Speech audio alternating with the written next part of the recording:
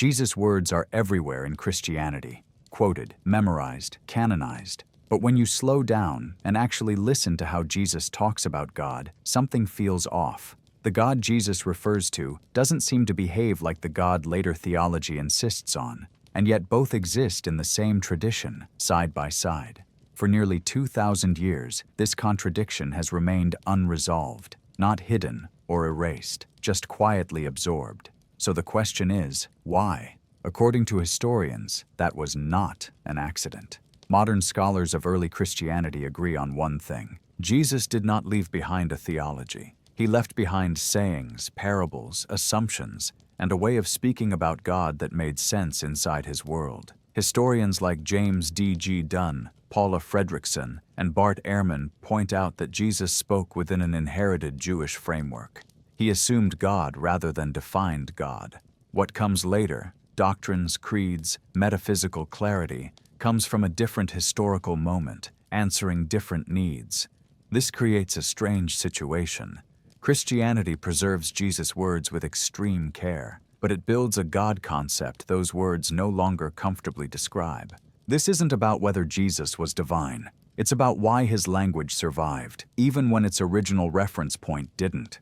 Tonight, we'll trace how Jesus actually spoke about God, and why the God Christianity later created couldn't match the one Jesus originally pointed to. So let me know where you're watching from, and let's dive in.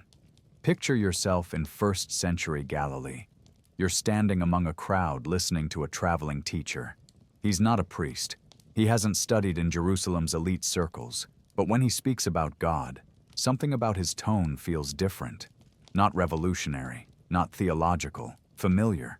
Jesus talks about God the way someone talks about a person they know, not a concept they're trying to explain. According to James D.G. Dunn, this is the first thing that separates Jesus from what came later. Jesus operated inside a framework his audience already understood. He didn't define God because he didn't need to. The God of Israel was assumed. Look at how Jesus actually phrases things. The Father who sent me, your Father in heaven, the one who knows what you need. This is relational language, directional language. God as source, God as sender, God as the one who acts through, not the one who must be explained. Paula Fredrickson points out that Jesus never steps outside this inherited Jewish understanding. He doesn't redefine God. He doesn't challenge Israel's foundational beliefs. He speaks within them. But here's what makes this fascinating. Jesus corrects behavior constantly. He challenges how people relate to God, what they prioritize, how they treat each other. But he never corrects their concept of God itself. No one in the Gospels asks Jesus, "What is God?" They ask, "What must I do?" Or, "Who is greatest in the kingdom?" The questions assume God. The answers assume God. This matters because of what's missing. Jesus never provides attributes. No discussions of omnipotence, omniscience, or metaphysical nature. No arguments about God's essence or substance. No explanations of how God relates to creation structurally. When Jesus says, "Your Father knows what you need before you ask," he's not making a theological claim about divine foreknowledge. He's making a relational observation, the kind you'd make about someone trustworthy. Bart Ehrman describes this as the difference between functional God language and philosophical God language. Jesus uses the first. Later theology requires the second. And you can see it in how Jesus handles authority. When asked by what authority he teaches, Jesus doesn't appeal to a theological argument. He points to John the Baptist and asks his challengers a question back. When pressed on difficult issues, divorce, Sabbath observance, purity, Jesus reframes them through relationship and intent, not through systematic theology. He's not building a system. He's orienting people within one they already inhabit. This approach works because his audience shares the framework. They don't need God explained. They need guidance on how to respond to God, how to live in alignment with what they already believe. But there's something else Jesus does, or rather, doesn't do, that becomes crucial later. He never demands worship for himself. He redirects it. When someone calls him good teacher, he responds, "Why do you call me good? No one is good except God alone." This isn't false modesty. It's categorical distinction. Jesus positions himself as sent, not as source, as representative, not as object. He speaks for God, points to God, acts on behalf of God, but the orientation remains clear. God is the reference point. James D.G. Dunn argues this is why Jesus' language feels so unguarded. He's not protecting doctrinal boundaries because those boundaries haven't been drawn yet. He's not managing a theological system because no system exists to manage. He's a teacher within a living tradition, speaking to people who inhabit that tradition with him. And this is where the first tension emerges. Because Christianity doesn't just preserve Jesus' words, it elevates them to ultimate authority. Every saying, every parable, every recorded interaction becomes sacred text, frozen in time, repeated across centuries, translated into languages Jesus never spoke. But the framework those words originally operated within, that doesn't travel the same way. You can preserve the words, "the Father who sent me," across 2,000 years. But you can't preserve the assumed understanding of who that Father was, how that relationship functioned, or what sending meant inside first-century Jewish eschatological expectation. The language survives, but the reference point shifts. Scholars call this the ipsissima vox problem, not just what Jesus said, but what Jesus meant within his world. And Paula Fredrickson points out that Christianity faces a unique challenge here. It claims continuity with Jesus' teaching, but it operates in a completely different framework. So when modern Christians read, "Your Father in heaven," they import 2,000 years of developed theology into those words. Trinity, incarnation, divine attributes, metaphysical claims, none of which Jesus was articulating. Not because he rejected them, because they didn't exist yet as questions that needed answering. So, if Jesus wasn't defining God, and his audience didn't need God defined, what was the actual content of his teaching? The answer is deeply practical. How to relate to God rightly, how to treat others as God's children, how to live in anticipation of God's coming action. These are orientation teachings, not definition teachings, behavioral, not metaphysical. And here's where it gets uncomfortable. Because if Jesus' God language was functional and assumed rather than systematic and defined, then what Christianity later builds isn't a continuation of Jesus' teaching. It's a response to a completely different set of needs.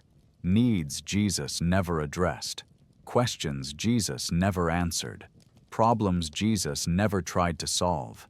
And yet his words remain, preserved, canonized, repeated, while pointing to something that no longer quite fits what came after. This isn't a flaw in the transmission. It's a structural tension built into the foundation, one that brings us to an even stranger question. If Jesus wasn't trying to define God or build a theological system, what was he trying to do, and why did later Christianity need something he never provided? Imagine you're reading the Gospels for the first time, not as scripture, not as theology, just as texts preserving someone's recorded sayings, and you're looking for something specific, moments where Jesus explains what God is. You won't find them. But here's what makes this fascinating, and deeply strange once you notice it. The absence isn't accidental. Jesus doesn't avoid defining God because he's hiding something. He avoids it because definition isn't what his teaching does. According to Bart Ehrman, this is one of the most overlooked features of Jesus' preserved sayings. The questions Jesus answers are almost never the questions later theology needs answered. Take worship. In Christianity as it develops, worship becomes central. Liturgies, creeds, prayers directed at Christ, complex Trinitarian formulations designed to manage how worship flows between Father, Son, and Spirit. But Jesus never instructs anyone to worship him. He teaches people to pray, but to your Father in heaven. He accepts honor and recognition, but redirects ultimate glory.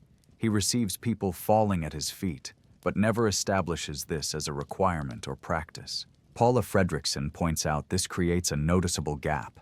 The Christ later Christianity worships, and the Jesus of the Gospels who redirects worship are operating in different modes, not contradicting each other exactly, but not aligned either.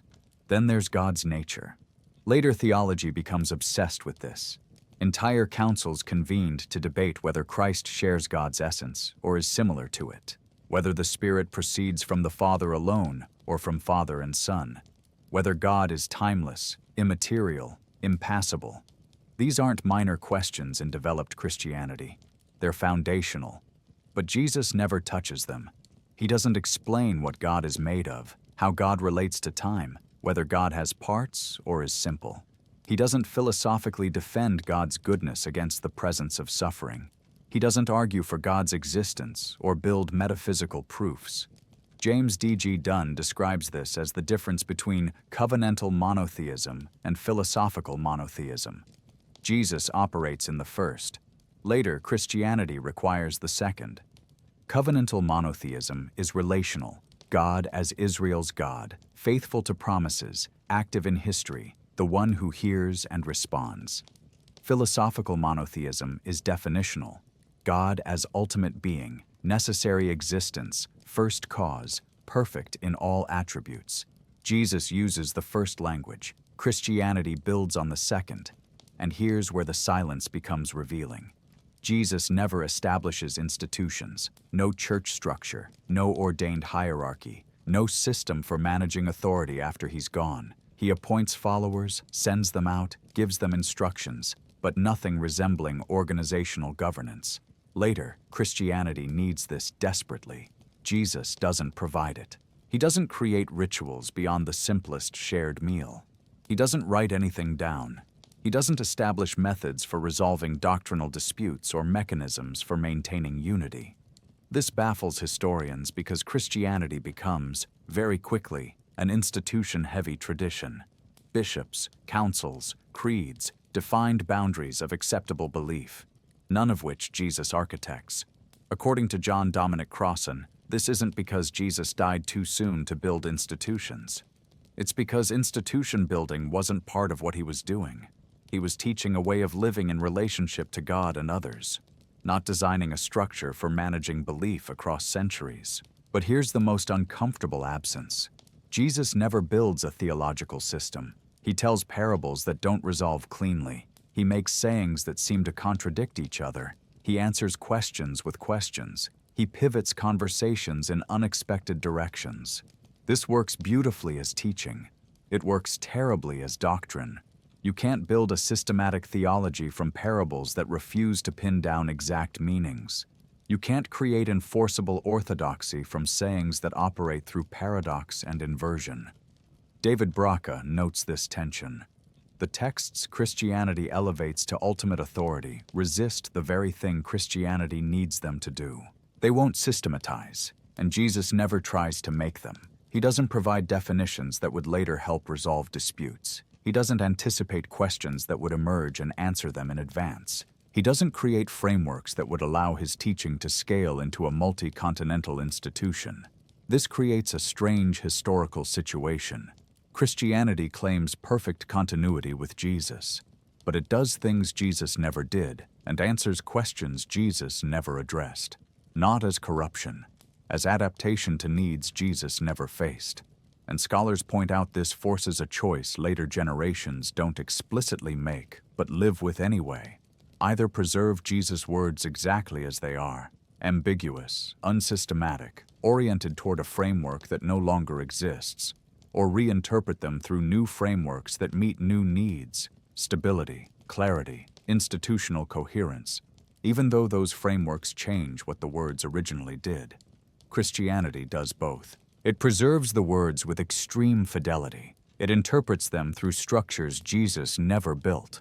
The texts remain the same. The meanings shift beneath them. And here's why this matters. Because if Jesus wasn't trying to define God, build institutions, create systematic theology, or establish worship practices, if all of that comes later, meeting different needs, answering different questions, then the God Christianity eventually develops isn't the God Jesus pointed to.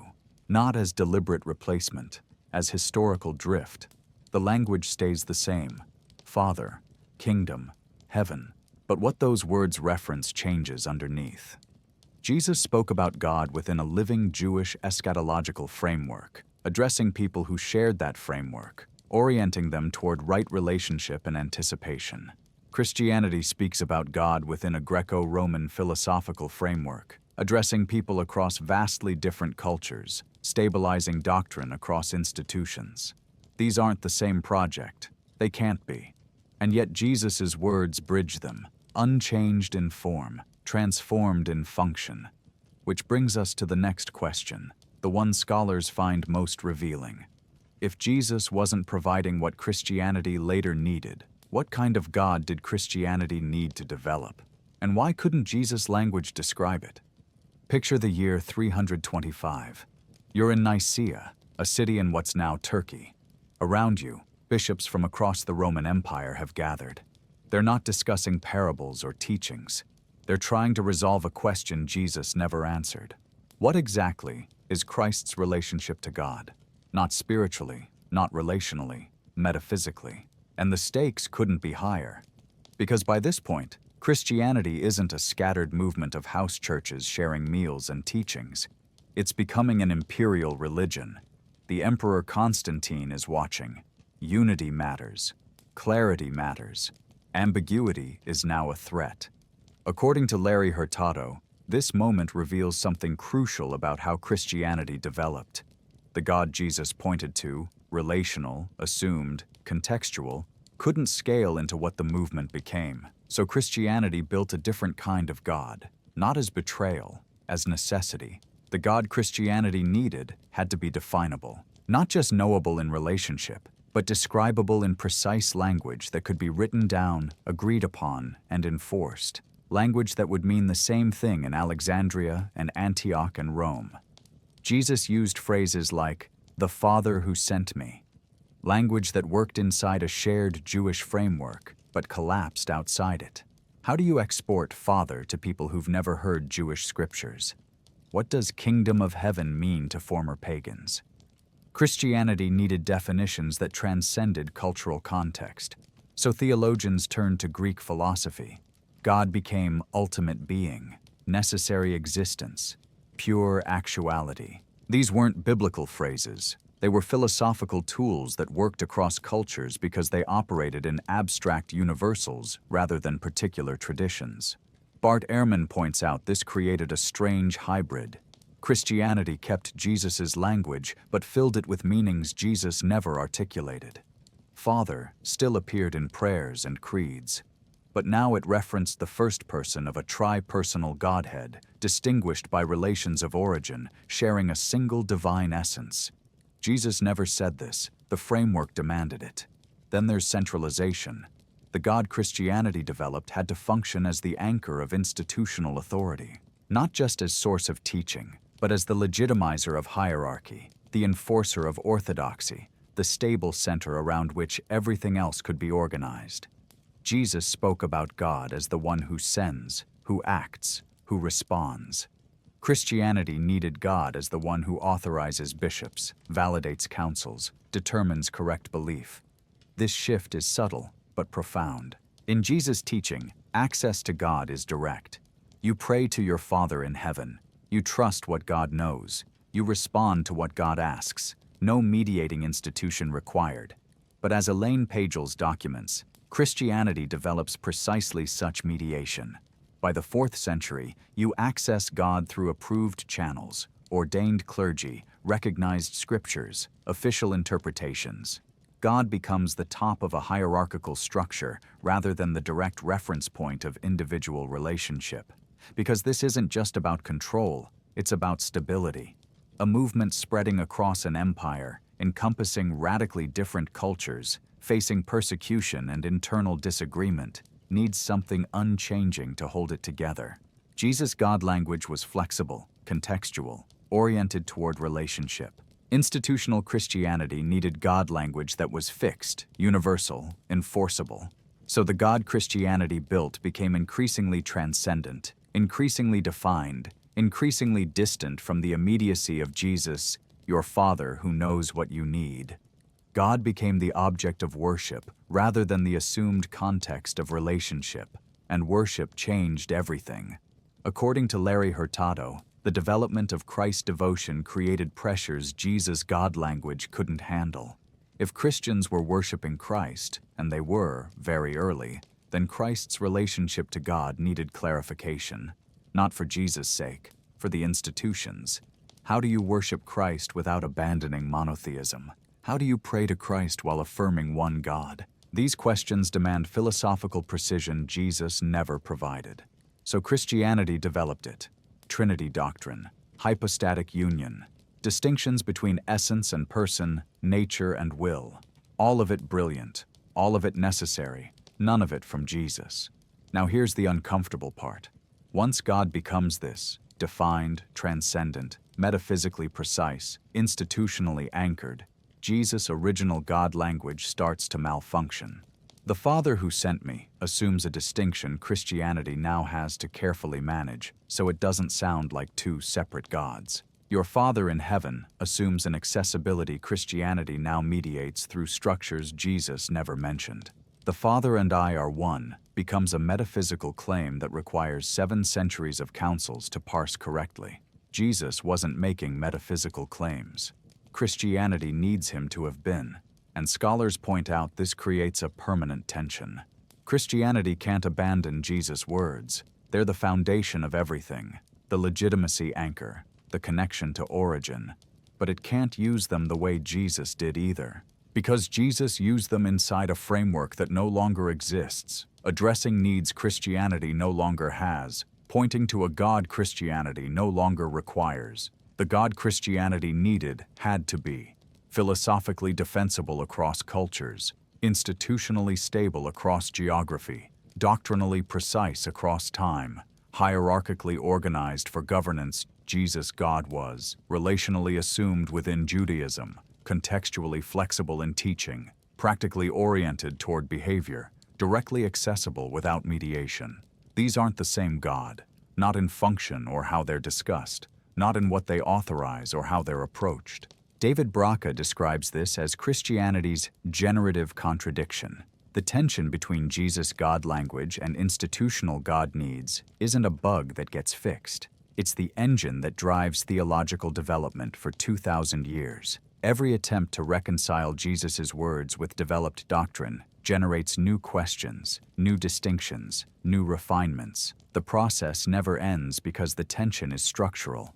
You can't make Jesus' language do what systematic theology needs. But you can't abandon Jesus' language without losing Christianity itself. So Christianity lives in the gap. It preserves words that point to one kind of God while building institutions that require another.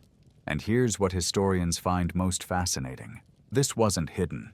Church fathers knew Jesus didn't provide systematic theology. They knew they were building something Jesus never built. They just believed it was necessary for survival, for spreading the message beyond its original context. And they were probably right about the necessity, but that doesn't resolve the tension, because the God Jesus pointed to and the God Christianity needed remain, even now, not quite the same thing. One is assumed, relational, contextual. The other is defined, institutional, universal. Both carry the same name. Both use the same scriptural language. But they function differently. They authorize differently. They're approached differently. And Jesus' words, preserved with perfect fidelity, now bridge 2 incompatible frameworks, which raises the question scholars have debated for decades. How do words survive when their original reference point no longer exists? There's a moment in every language's history where words become orphans. The thing they originally named, the context, the shared understanding, the lived reality, disappears, but the words remain. And people keep using them, filling them with new meanings, assuming continuity even as everything underneath has changed. This is what happened to Jesus' God language. Not through deliberate distortion, through historical drift. According to David Braca, this is one of the most important and most overlooked dynamics in early Christianity. Preservation and reinterpretation aren't opposites. They're the same process. You preserve texts. The meanings change beneath them.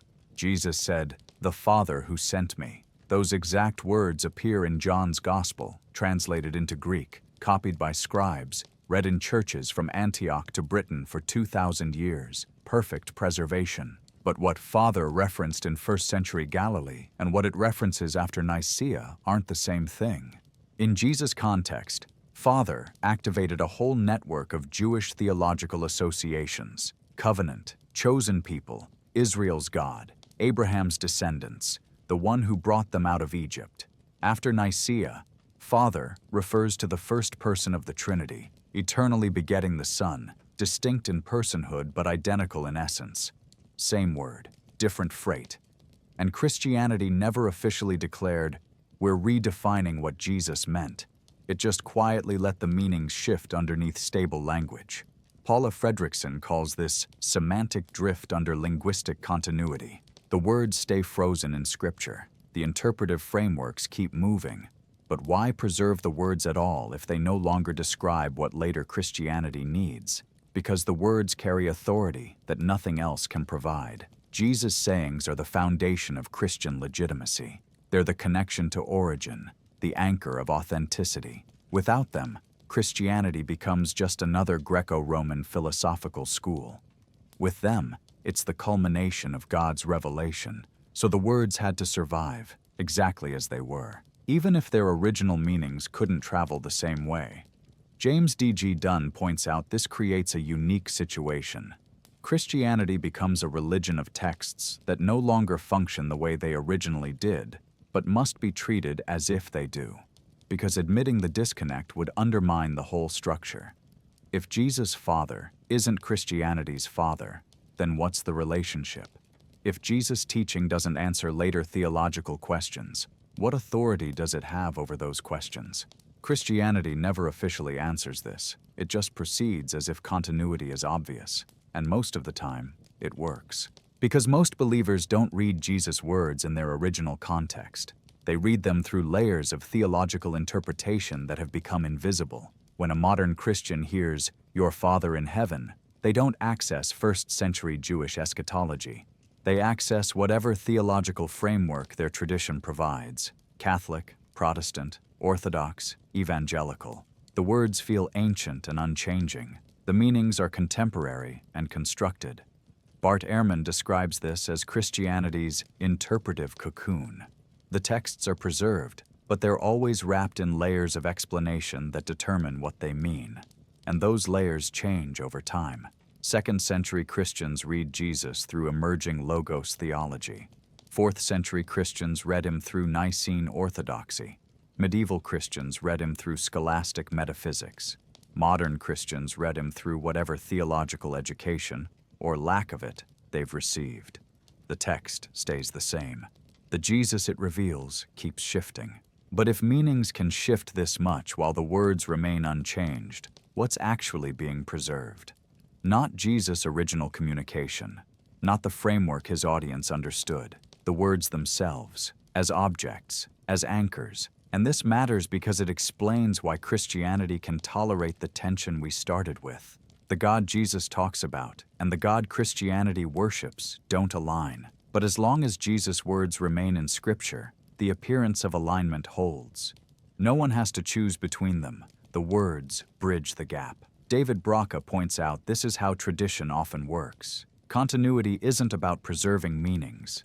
It's about preserving authoritative language and letting each generation fill it with meanings that work for them. It's adaptive, flexible. It's also inherently unstable. Because every so often, someone notices the gap. A scholar points out Jesus never addressed a question Christianity considers foundational. A historian shows Jesus' language assumes a framework Christianity abandoned. A textual critic reveals how later translations subtly shifted meanings to align with developed theology. And then the question becomes unavoidable. What are we actually preserving? Most of the time, Christianity handles these moments by doubling down on continuity. Jesus meant what we mean. We're just explaining what was always implicit. Later theology develops what Jesus taught but didn't elaborate. And sometimes this is true. Sometimes development is genuine elaboration, but sometimes it's not. Sometimes later theology needs things Jesus never provided and invents frameworks Jesus never used. And then the preservation of his words becomes more like the preservation of a foundation for a building that was never constructed the way the foundation anticipated. The foundation is real. The building is real.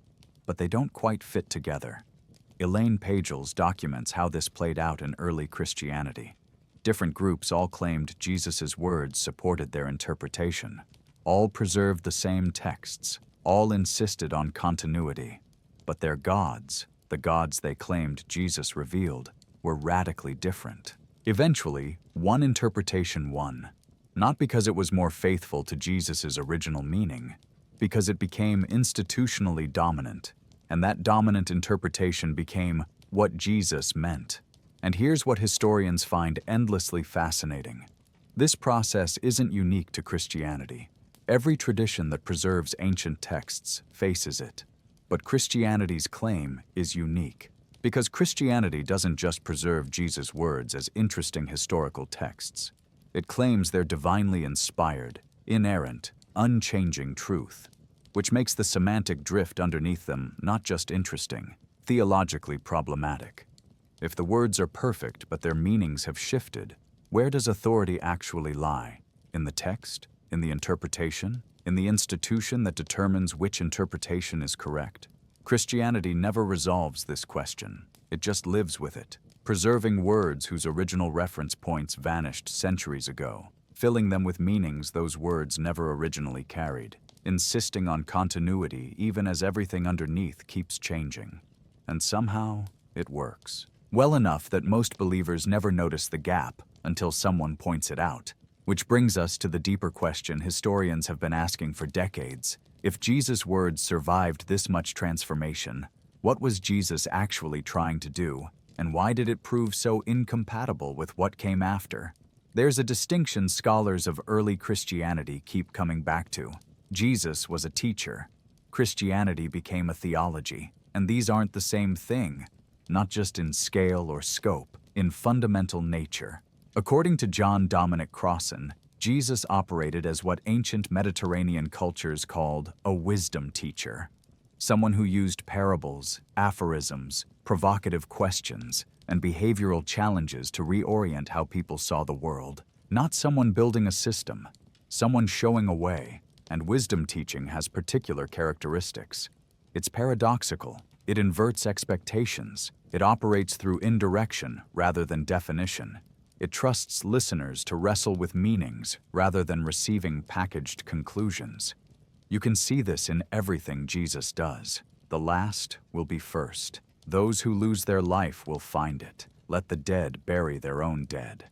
These are cognitive disruptions designed to break conventional thinking and open up new possibilities. James D.G. Dunn points out this teaching style works brilliantly in oral culture, in small communities, in contexts where the teacher and students share deep cultural assumptions. It works terribly when you're trying to establish what millions of people across an empire should believe about God's nature, because wisdom teaching resists systematization. You can't turn "let the dead bury their own dead" into a creedal statement. You can't build institutional governance on "whoever wants to be first must be last." You can't create metaphysical doctrine from "the kingdom of God is like a mustard seed." The teaching lives in the space between literal meaning and deeper implication. Theology needs to close that space. And here's where the shift happens. As Christianity spreads beyond its original Jewish context, wisdom teaching becomes insufficient. New believers don't share the cultural framework. They don't have the scriptural background. They need explanations, definitions, clear statements about what Christians believe that distinguish them from what everyone else believes. They need theology. According to Paula Fredrickson, this transformation happens remarkably quickly. By the time Paul is writing letters, within 2 decades of Jesus' death, theology is already emerging. Not systematic theology yet, but theological thinking.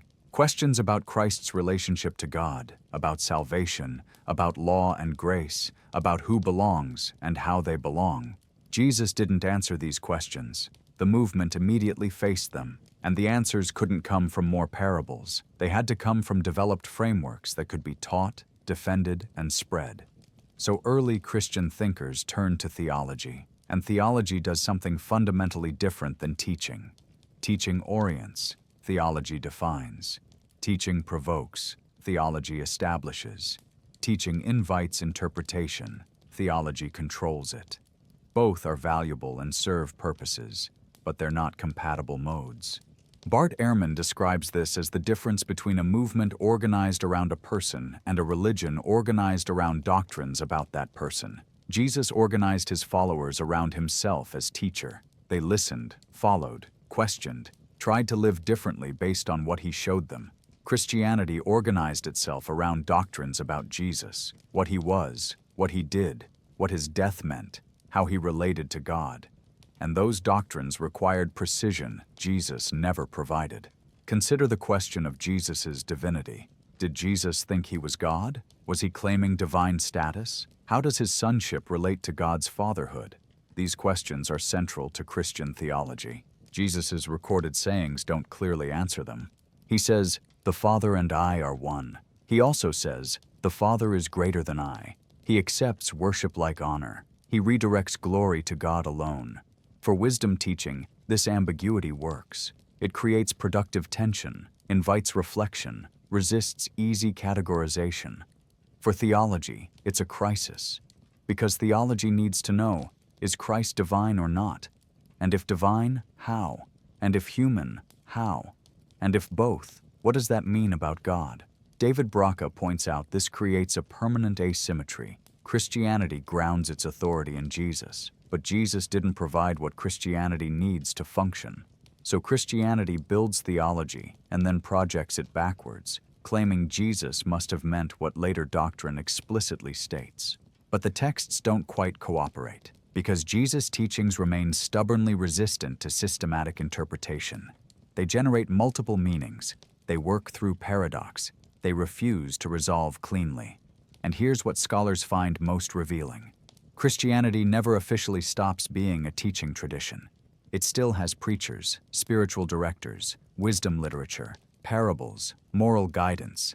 But all of it operates now within a theological framework that determines what can be taught. The theology functions as boundaries. You can teach anything within them, but cross them, and you're heretical. Jesus didn't establish these boundaries. Later, Christianity did. And the boundaries don't emerge from development of Jesus' sayings. They emerge from institutional needs, stability, unity, authority, distinctiveness. Elaine Pagels documents how this played out with groups like the Gnostics. They also claimed Jesus. They also preserved his sayings. They also practiced teaching-based spirituality. But their theology developed differently. So Christianity didn't just reject their theology, it rejected them as Christian. Not because they weren't following Jesus, because they weren't following the theological framework that claimed to represent Jesus. The teaching could be disputed, the theology couldn't. And once theology becomes the organizing principle, something fundamental changes. Jesus' role shifts from teacher to theological object, not someone you learn from directly, someone you believe correct things about. John Dominic Crossan calls this Christianity's Christ of faith versus Jesus of history problem. The Christ Christians worship is a theological construction. The Jesus who taught in Galilee was a historical person. They're related, they're not identical. And the gap between them is the gap between teaching and theology. Teaching asks, how should I live in response to this? Theology asks, what must I believe about this? Jesus focused on the first question. Christianity requires answers to the second. It needed theology, but Jesus provided teaching. So Christianity built theology around the teaching, then claimed the teaching contained the theology all along, which worked, institutionally, historically, practically, but it left a permanent tension. Because Jesus' teachings still do what they originally did. They provoke, challenge, invert, disrupt. While theology does what it must do. It defines, stabilizes, controls, protects. And these functions pull in opposite directions. The teaching wants to open meanings. The theology needs to close them. The teaching invites questioning. The theology requires affirmation. The teaching points beyond itself. The theology points to itself. Both claim Jesus as their source. Neither is quite what Jesus was doing. And that brings us to what scholars consider the most important question of all. Why did institutions need theology so badly that they had to build it from teachings that resisted becoming theological? Picture the church in the year 180. Christianity is spreading rapidly. Communities exist across the Mediterranean, from Gaul to North Africa, from Spain to Syria. But here's the problem. They don't all believe the same things. In Rome, Christians debate whether Christ was fully human. In Alexandria, different teachers offer radically different interpretations of Jesus' sayings. In Asia Minor, some communities claim secret traditions passed down from the apostles. Everyone has texts. Everyone claims Jesus. Nobody agrees on what it all means. According to Bart Ehrman, this diversity wasn't a corruption of some original unity. It was Christianity's natural state. Because Jesus left behind teachings, and teachings generate interpretations. Without centralized authority, without agreed-upon doctrines, without mechanisms for resolving disputes, every community developed its own understanding. All of them sincerely Christian, many of them mutually incompatible. And this created a crisis, a practical one. How do you maintain identity as a movement when different groups calling themselves Christian teach contradictory things about the most fundamental questions? How do you distinguish authentic Christianity from imposters? How do you preserve what Jesus taught when every community claims to preserve it differently? These aren't questions Jesus answered. They're questions his absence created. And the solution Christianity developed was institutional theology as governance tool. Elaine Pagels documents this transformation in detail. By the late 2nd century, church leaders weren't just debating ideas. They were establishing structures of authority. Apostolic succession, legitimate bishops traced back to Jesus' original followers. Canon formation, determining which texts were authoritative scripture. Creedal orthodoxy, defining what Christians must believe. And here's what makes this fascinating. None of this was about truth versus falsehood in the abstract. It was about governability. David Braca points out that the groups Christianity eventually rejected as heretical weren't less sincere, less devout, or less convinced of their connection to Jesus. They were less governable. Consider the Gnostics again. They emphasized personal spiritual experience, direct knowledge of the divine, teachings passed through inner revelation rather than institutional authority. They had texts, traditions, and sophisticated theologies, but their framework made centralized authority nearly impossible. Because if truth comes through personal revelation, how does an institution determine who's right? If the real teaching is hidden knowledge accessible only to the spiritually advanced, how do you establish universal doctrines? You can't. So Christianity didn't just reject Gnostic theology. It rejected the entire mode of religious authority Gnosticism represented. Why? Not because it was false, because it was ungovernable. The God Christianity needed had to be governable. So Christianity built a defined God, a God whose nature could be articulated in creeds everyone must affirm, a God whose will could be determined by authorized interpreters, a God whose relationship to Christ could be precisely specified. This wasn't theological curiosity, it was institutional necessity. According to Larry Hurtado, the question wasn't, what is God like? The question was, how do we maintain unity across diverse communities? And the answer turned out to be, define God with enough precision that deviation becomes identifiable. Ambiguity is the enemy of governance, so Christianity eliminated it. Not everywhere, not completely, but in the areas that mattered most for institutional survival: God's nature, Christ's relationship to God, the path to salvation, the structure of authority. These had to be clear, defined, non-negotiable, even if Jesus never defined them.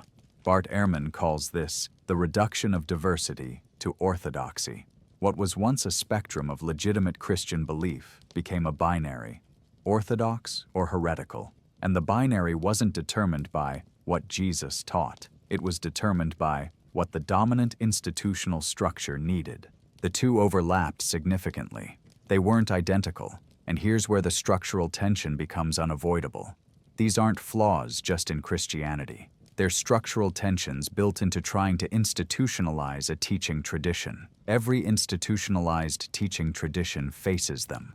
Buddhism dealt with it by developing multiple schools with different interpretations while maintaining loose unity around practice. Judaism dealt with it by emphasizing legal interpretation and community practice over theological precision. Christianity dealt with it by establishing creedal orthodoxy and institutional hierarchy. All solutions create tensions. Christianity's tension happens to center on God language. Because Christianity claims continuity with Jesus while building structures Jesus never built.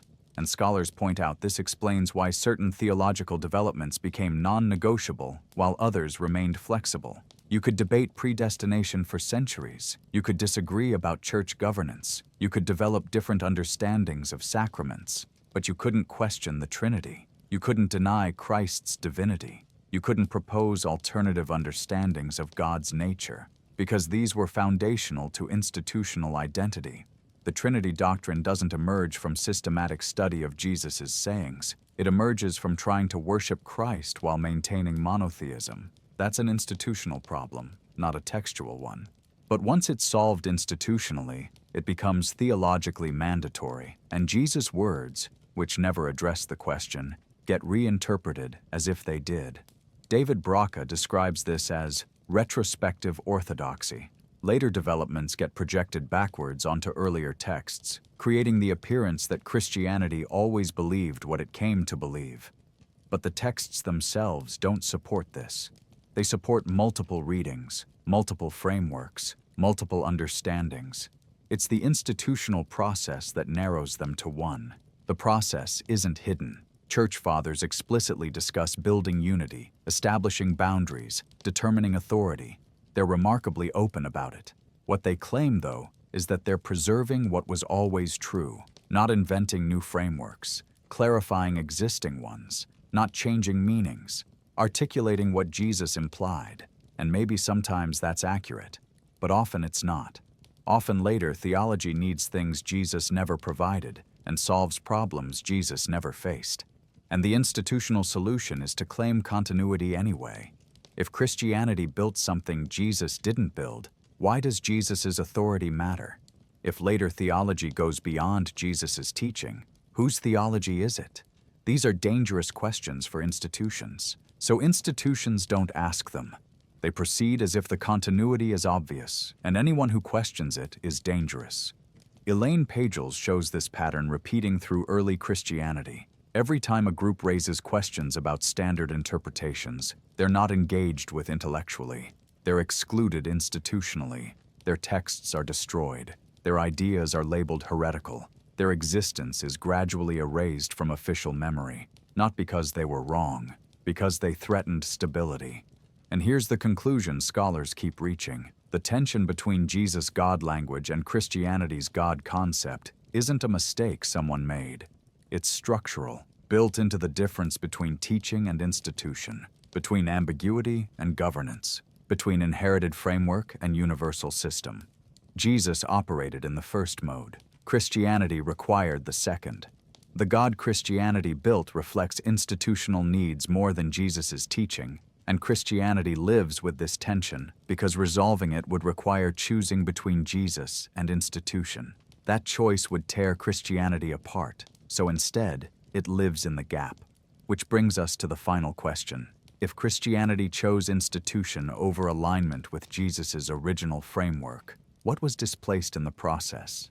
There's something scholars notice when they study how Christianity handles internal contradictions. It doesn't solve them, it manages them. And there's a key difference. Solving a contradiction means choosing one side, eliminating tension, achieving logical consistency. Managing a contradiction means maintaining both elements even though they don't align, because losing either one would be worse than living with the tension. According to James D.G. Dunn, Christianity's approach to Jesus' God language versus developed theology is a perfect example. The contradiction never gets solved because both sides are too valuable to surrender. Consider what happens if Christianity chooses Jesus' God language. If it says, we should only speak about God the way Jesus did. Relational language, assumed frameworks, no metaphysical definitions, no systematic theology. The institution collapses immediately. Choosing Jesus' approach means abandoning everything that allowed Christianity to become what it is. But consider what happens if Christianity abandons Jesus' God language. If it says, Jesus' way of speaking about God was limited to his context, we've developed better, clearer, more universal ways to describe God. Let's replace his language with our theology. The authority collapses immediately, because Christianity's claim to truth depends on Jesus, not on later theologians, no matter how brilliant, not on church councils, no matter how authoritative, on Jesus. His words are the foundation. Remove them, and Christianity becomes one philosophical system among many, with no particular claim to ultimate truth. So Christianity can't choose. It needs the institution that requires developed theology. It needs the authority that comes from Jesus' preserved words. Both are non-negotiable, even though they point to different gods. Bart Ehrman describes this as Christianity's functional dualism.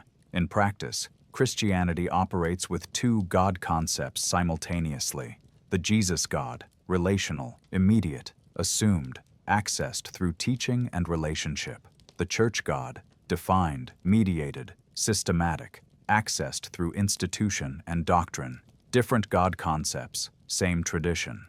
Most believers never consciously distinguish between them. They relate to God personally, intimately, directly, just like Jesus taught. And they believe specific doctrines about God's nature, just like the church requires.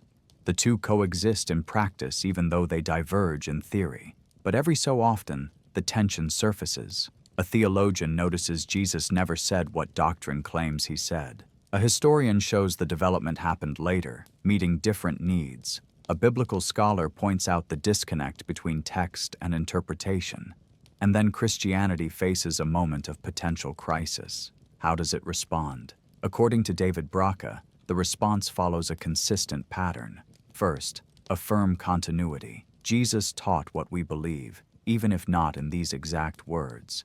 Second, claim development. Later theology makes explicit what Jesus implied. Third, invoke authority. The church, guided by the Spirit, understood Jesus correctly. Fourth, question motives. Why are you raising this issue? What are you trying to undermine? Notice what this doesn't do. The contradiction never gets examined directly. Examining it directly would require acknowledging it. Acknowledging it would require explaining it. And explaining it honestly would mean admitting, the God we worship developed beyond what Jesus described. The theology we teach goes beyond what Jesus taught. The institution we built operates on principles Jesus never established. All of which is historically accurate, all of which would undermine institutional authority. So instead, Christianity maintains what scholars call strategic ambiguity, ambiguous enough to accommodate both Jesus' God language and developed theology. Ambiguous enough that believers don't have to choose between them. Ambiguous enough that the contradiction never has to be explicitly resolved. And what makes this fascinating from a historical perspective is that this isn't unique to God language. Christianity does this with multiple tensions. Jesus' emphasis on the poor versus the church's accumulation of wealth.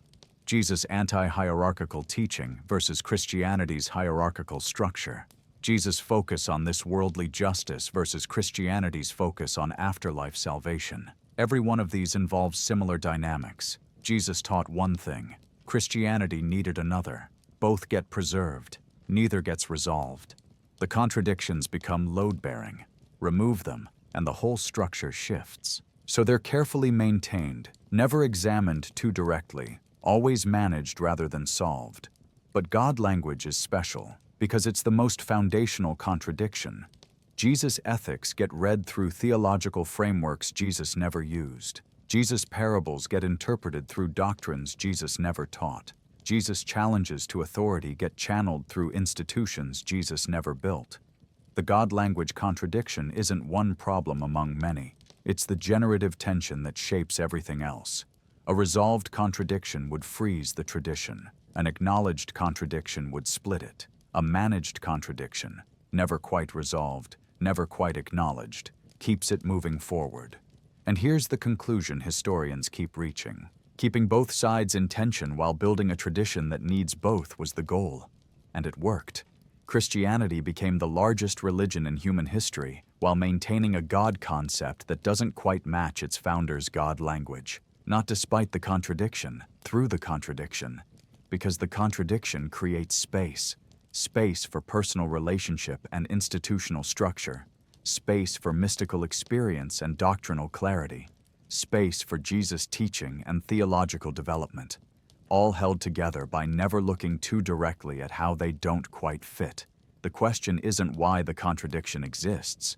The question is, what did this transformation displace? So, Jesus' words were never the problem. They survived because they had to. They anchored legitimacy, memory, origin. But the God they originally pointed to no longer fit the structure that emerged around them. So Christianity did something subtle and remarkably effective. It kept the language, but changed the frame. Scholars don't describe this as deception. They describe it as adaptation, as historical necessity. But necessity creates its own tensions, and that tension isn't going anywhere. Christianity can't abandon Jesus' words without losing its foundation, and it can't abandon developed theology without losing its ability to function. So it lives in the gap, preserving language that points to one God while building institutions that require another, managing contradiction rather than resolving it.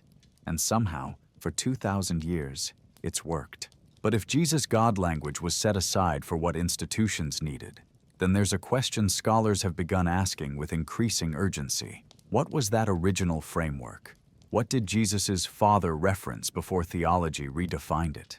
What God existed before Christianity built the God it needed? That's where we're going next, so stay tuned. Now, do you think this contradiction is a flaw or the key to what came before? Let me know your thoughts in the comments. If you found this exploration valuable, like and subscribe. We're just getting started. Until next time, keep questioning.